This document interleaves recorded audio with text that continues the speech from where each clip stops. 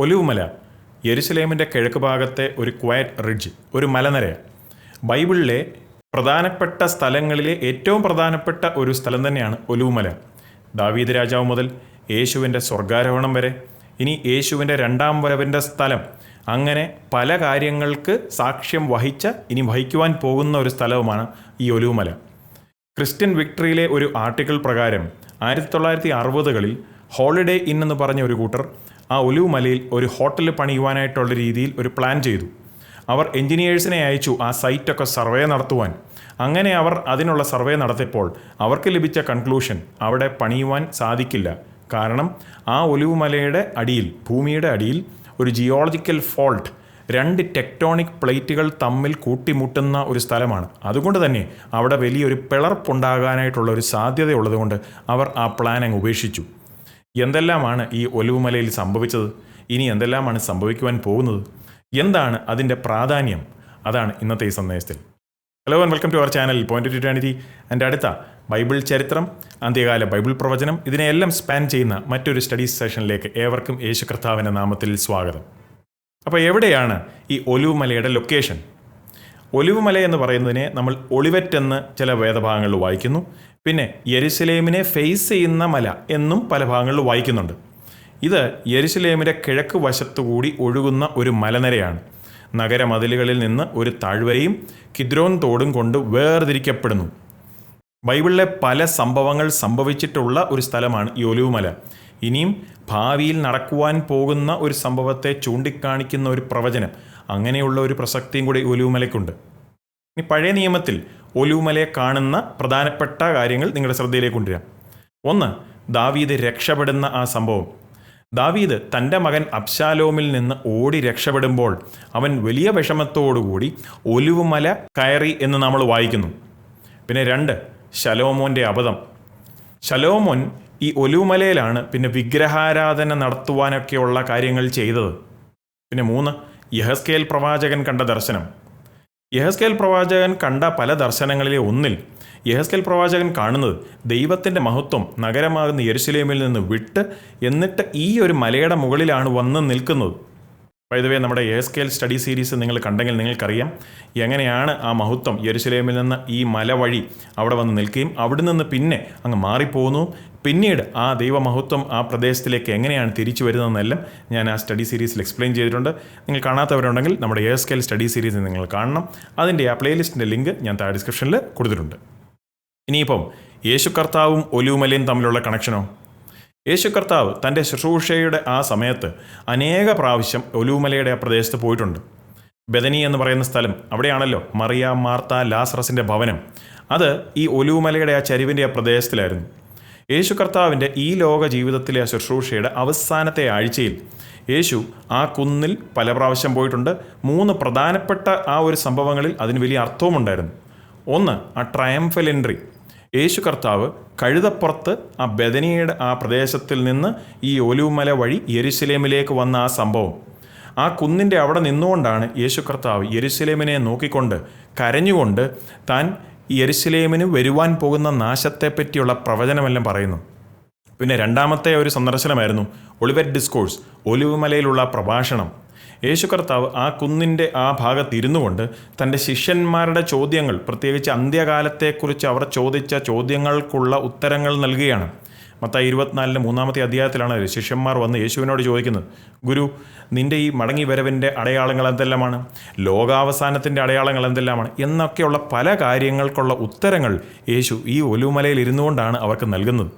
അപ്പം മത്തായി 24-25 അധ്യായങ്ങൾ, മർക്കോസ് 13, ലൂക്കോസ് 21 അധ്യായങ്ങളിലെല്ലാം യേശു കർത്താവ് ഈ പഠിപ്പിക്കലുകൾ കൊടുക്കുന്നുണ്ട്.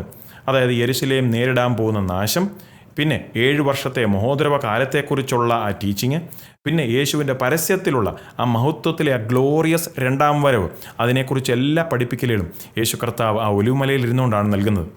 മാത്രവുമല്ല അതിൻ്റെ കൂടെ ആ ബുദ്ധിയുള്ള 5 കന്യകമാരെ പറ്റിയുള്ള ഉപമ, പിന്നെ വിശ്വസ്ത ദാസനെ പറ്റിയുള്ള കാര്യങ്ങൾ എല്ലാം അവിടെ നിന്നുകൊണ്ടാണ് യേശു നൽകിയത്. പിന്നെ മൂന്നാമത്തെ വിസിറ്റായിരുന്നു ഗെത്സമനത്തോട്ടം.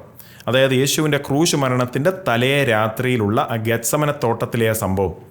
ഈ പെസഹായൊക്കെ ഭക്ഷിച്ച ശേഷം യേശു കർത്താവ് ഒലിവുമലയിലുള്ള ആ ഗെത്സമനത്തോട്ടത്തിലേക്കാണ് താൻ പോയത്. അവിടെ വലിയ വേദനയോടുകൂടി അവിടുന്ന് പ്രാർത്ഥിച്ചു. ലൂക്കോസ് 22:44 വാക്യത്തിൽ പറയുന്നത് യേശുവിൻ്റെ ആ വിയർപ്പ് രക്തത്തിൻ്റെ തുള്ളികൾ പോലെ ആയിത്തീർന്നുവെന്ന്. എന്നിട്ട് നമ്മൾ വായിക്കുന്നു, ഒരു ദൂതൻ വന്ന് യേശുവിനെ ബലപ്പെടുത്തുന്നു. എന്നിട്ട് യൂദാസ് ആ പടയാളികൾക്കൊപ്പം വന്ന് യേശുവിനെ ഒറ്റിക്കൊടുക്കുന്ന ആ ഒരു രംഗം.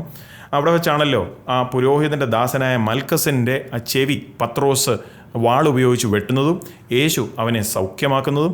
എന്നിട്ട് യേശുവിനെ അറസ്റ്റ് ചെയ്യുകയും ശിഷ്യന്മാരെല്ലാം ചിതറിക്കപ്പെടുന്നതെല്ലാം. ഇനി നമ്മൾ കണ്ടതാണ് യേശു കർത്താവ് ഒലിവുമലയിൽ നിന്നാണ് സ്വർഗാരോഹണം ചെയ്തത്. യേശുവിൻ്റെ പുനരുത്ഥാനത്തിന് ശേഷം യേശു തൻ്റെ ശിഷ്യന്മാരെ നയിച്ചുകൊണ്ട് ഒലിവുമലയിലുള്ള ബെഥനിക്കടുത്തുള്ള സ്ഥലത്തെത്തി. ലൂക്കോസ് 24:50-51 വാക്യങ്ങൾ പറയുന്നത് യേശു തൻ്റെ കരങ്ങളെ നീട്ടി അവരെ അനുഗ്രഹിച്ചു, എന്നിട്ട് സ്വർഗാരോഹണം ചെയ്തു. അപ്പോസ്തല പ്രവർത്തികൾ 1:12 കൺഫർമേഷനായിട്ട് എഴുതിയിട്ടുണ്ട് ഇത് സംഭവിക്കുന്നത് ഒലിവുമലയിലായിരുന്നുവെന്ന്. ഇനി ഭാവിയിലുള്ള ഒരു സംഭവത്തെക്കുറിച്ചുള്ളൊരു പ്രവചനമോ? അതായത് യേശു കർത്താവ് മടങ്ങി വരുമ്പോൾ ഇതേ മലയിലേക്കാണ് യേശു മടങ്ങി വരുന്നത്.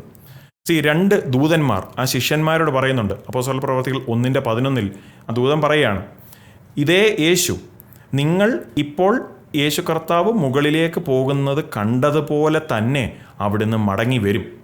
സക്കറിയ പ്രവാചകൻ അതിൻ്റെ കൃത്യമായിട്ടുള്ള ലൊക്കേഷനും വിവരിക്കുന്നുണ്ട്. സക്കറിയാവ് 14:4 പറയുന്നത്, അന്നാളിൽ അവൻ്റെ കാൽ ഒലിവുമലയിൽ വന്ന് ചവിട്ടും, ആ മല രണ്ടായി പിളർന്നു പോവും. അപ്പോൾ ആ സ്ഥലത്തായിരുന്നു യേശുവിനെ ഒറ്റിക്കൊടുത്തത്. അവിടെ നിന്നാണ് യേശു സ്വർഗാരോഹണം ചെയ്തത്. അവിടെ തന്നെയായിരിക്കും യേശു ഒരു നാൾ അധികാരവും ശക്തിയോ ജയത്തോടുകൂടി മടങ്ങി വരുവാൻ പോകുന്നത്. ഏകദേശം 2500 വർഷങ്ങൾക്ക് മുമ്പ് ബൈബിളിൽ സക്കറിയ പ്രവാചകൻ തന്നെ പറഞ്ഞിരുന്നു, ഈ പിളർപ്പ് ചിലപ്പോൾ ഒരു ഭൂമികുലുക്കം കൊണ്ടൊക്കെ സംഭവിച്ചേക്കാം. പക്ഷേ ആ പിളർപ്പ് അത് സംഭവിക്കുവാൻ പോകുന്നത് യേശു കർത്താവ് സകല അനീതിയും സകല മ്ലേച്ഛതയും സകല പൈശാചികതയും സകല ഈവിലിനെയും അവസാനിപ്പിച്ചുകൊണ്ട് യേശുവിൻ്റെ ഭരണം ആരംഭിക്കുന്ന ആ സമയം, അവിടുന്ന് ആ മടങ്ങി വന്ന് ആ ഒലിവുമലയിൽ കാൽ ചവിട്ടുന്ന സമയത്തായിരിക്കും. ബൈബിൾ പറയുന്നത് പോലെ സക്കറിയാവ് 14:3-4 വായിക്കുന്നത്, എന്നാൽ യഹോവ പുറപ്പെട്ട് താൻ യുദ്ധ ദിവസത്തിൽ പൊരുതതുപോലെ ആ ജാതികളോട് പൊരുതും. അന്നാളിൽ അവൻ്റെ കാൽ യെരുശലേമിനെതിരെ കിഴക്കുള്ള ഒലിവുമലയിൽ നിലയ്ക്കും. ഒലിവുമല കിഴക്ക് പടിഞ്ഞാറായി നടുവേ പിളർന്നു പോകും. ക്രിസ്തുവിൻ്റെ ഒന്നാം വരവ് ചരിത്രത്തിൽ നിഷേധിക്കുവാൻ പറ്റാത്ത ഒരു വസ്തുതയായിരുന്നു. അവിടുന്ന് പോകുന്നതിന് മുമ്പ്, അതായത് സ്വർഗാരോഹണം ചെയ്യുന്നതിന് മുമ്പ് അവിടുന്ന് പറഞ്ഞിരുന്നു, വാഗ്ദത്തം ചെയ്തു അവിടുന്ന് മടങ്ങി വരുമെന്ന്. അതുകൊണ്ട് തന്നെ നമുക്ക് ഉറപ്പിക്കാം, യേശു കർത്താവിൻ്റെ മടങ്ങി വരവിനെ പറ്റിയുമുള്ള കാര്യം ഉറപ്പാണ്, നടക്കുമത്. യേശുവിൻ്റെ ഒന്നാം വരവിനെക്കുറിച്ചുള്ള അനേക പ്രവചനങ്ങളെല്ലാം തന്നെ അതിൻ്റെ എല്ലാം മൈന്യൂട്ടസ്റ്റ് ഡീറ്റെയിൽ, ചെറിയ ഡീറ്റെയിൽ അടക്കം അത് നിവൃത്തിയായി. അങ്ങനെയെങ്കിൽ യേശുവിൻ്റെ രണ്ടാം വരവിനെക്കുറിച്ചുള്ള പ്രവചനങ്ങളും അതിൻ്റെ എല്ലാം സ്മോളസ്റ്റ് ഡീറ്റെയിലിൽ പോലും നിവൃത്തിയാകുമെന്നുള്ളത് നമുക്ക് ഉറപ്പിക്കാം. സക്കറിയാവിൻ്റെ പ്രവചനവും പിന്നെ അതുപോലെ തന്നെ ആ ഒലിവുമലയിലെ ആ ജിയോളജിക്കൽ ഫോൾട്ട്, ആ മണ്ണിൻ്റെ അടിയിൽ ഭൂമിക്കടിയിലുള്ള ആ ടെക്ടോണിക് പ്ലേറ്റിൻ്റെ തമ്മിലുള്ള ആ ഒരു പിളർപ്പിൻ്റെ ആ ഒരു കാര്യവും ഇതെല്ലാം ഒരു തെളിവും കൂടാണ്. ദൈവത്തിൻ്റെ വചനം സത്യമാണ്. ക്രിസ്തു തനിക്കുള്ളവരെ ചേർക്കുവാൻ വേണ്ടി ഒരു നാൾ മടങ്ങി വരുമെന്നുള്ള വസ്തുത വിളിച്ചു പറയുക. ഇതിലെ പ്രധാനപ്പെട്ട കാര്യം നാം ഒരുങ്ങിയിരിക്കണം. കാരണം നാം പ്രതീക്ഷിക്കാത്ത സമയത്തായിരിക്കും ക്രിസ്തുവിൻ്റെ മടങ്ങി വരവ്. അവിടുന്ന് ഏത് സമയം വേണമെങ്കിലും വരാം, ഇപ്പോൾ വേണമെങ്കിലും വരാം. അതാണ് തിരുവെഴുത്ത് പഠിപ്പിക്കുന്നത്.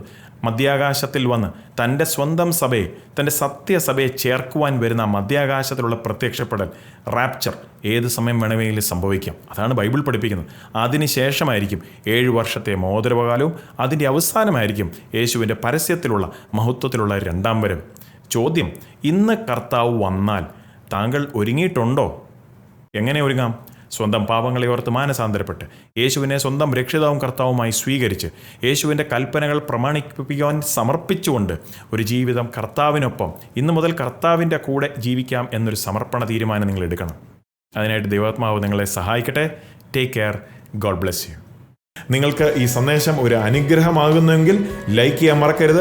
നിങ്ങൾ സബ്സ്ക്രൈബ് ചെയ്തിട്ടില്ല എങ്കിൽ സബ്സ്ക്രൈബ് ചെയ്യാനും ചേർന്ന് കാണുന്ന ബെൽ ഐക്കണും പ്രസ് ചെയ്ത് സബ്സ്ക്രൈബ് ആവുമെങ്കിൽ നിങ്ങൾക്ക് ഇപ്രകാരമുള്ള അപ്ഡേറ്റുകളും ബൈബിൾ സ്റ്റഡി സെഷനുകളും എല്ലാം ഇതേ ചാനലിൽ എപ്പോഴൊക്കെ അപ്ലോഡ് ആകുമോ നിങ്ങൾക്കത് നോട്ടിഫിക്കേഷനായി ലഭിക്കുന്നതായിരിക്കും.